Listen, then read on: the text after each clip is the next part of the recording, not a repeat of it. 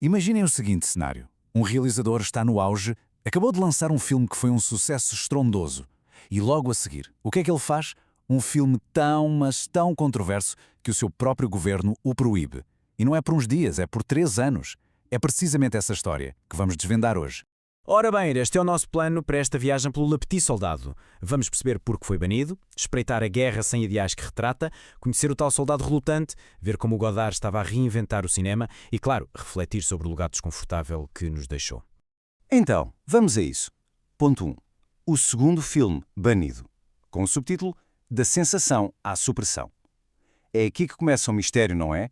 Como é que um filme desaparece do mapa logo depois de Godard ter abalado o mundo com O Acossado?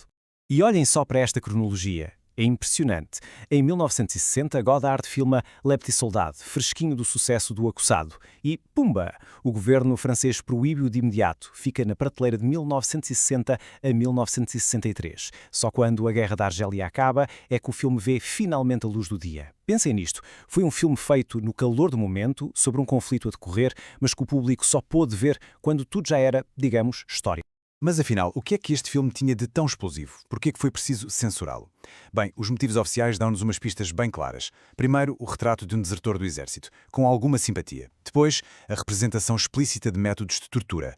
E, para rematar, a sugestão de que faltava à França o idealismo necessário para vencer aquela guerra. Basicamente, o filme tocava em todas as feridas de uma nação que não estava nada confortável com a sua própria guerra suja. E isso leva-nos diretamente ao nosso segundo ponto. Uma guerra sem ideais. E a política aqui é mesmo obscura. Para se perceber a polémica toda, temos mesmo de olhar para o contexto deste conflito. O palco da ação é Genebra.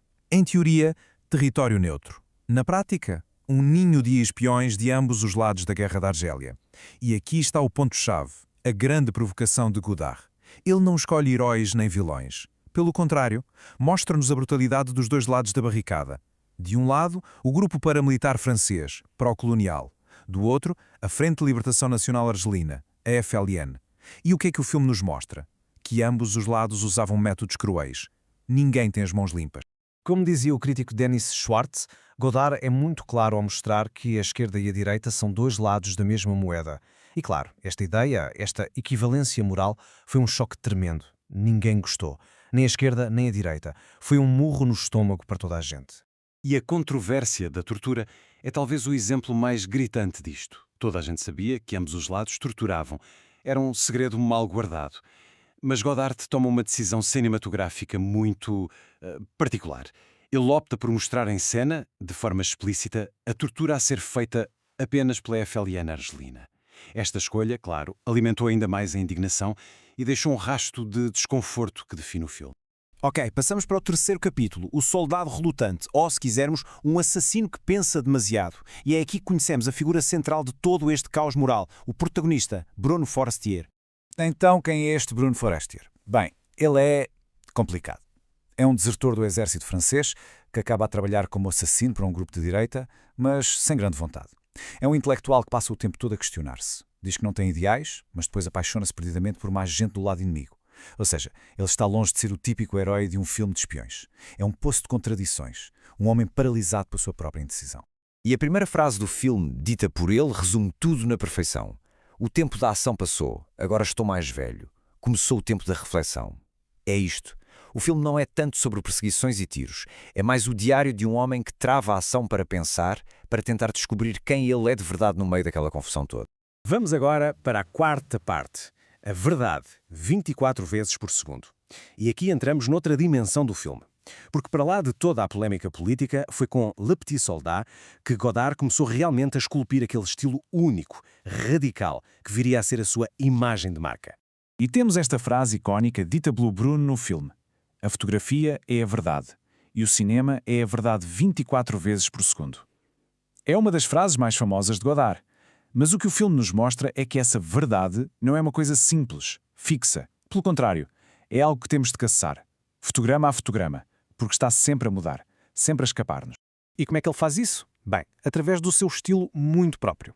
Primeiro, um realismo cru. Filma na rua, com câmera à mão, pessoas a passar, tudo muito autêntico. Depois, os famosos jump cuts, aqueles cortes abruptos que quebram completamente a nossa noção de tempo. A isto junta-se uma voz off constante, quase um monólogo filosófico. E, por fim, o som. O diálogo foi gravado depois e parece que flutua sobre as imagens sem os ruídos normais do ambiente. Tudo isto junto era Godard a gritar que as regras do cinema podiam ser quebradas. Estava a criar uma linguagem nova, desconcertante, intelectual e, acima de tudo, muito, muito pessoal. E chegamos à nossa última secção, um legado desconfortável. E o subtítulo diz tudo, um filme à frente do seu tempo. Então, depois de tudo isto, o que é que fica deste filme que esteve escondido durante tanto tempo? Bem, na altura em que saiu, muitos acharam que era um filme confuso, um erro político, mas hoje vemos-lo de outra forma. É visto quase como uma profecia sobre a confusão moral dos conflitos modernos. Esta ideia de pessoas normais apanhadas no meio de acontecimentos que não fazem sentido nenhum parece incrivelmente atual, não parece?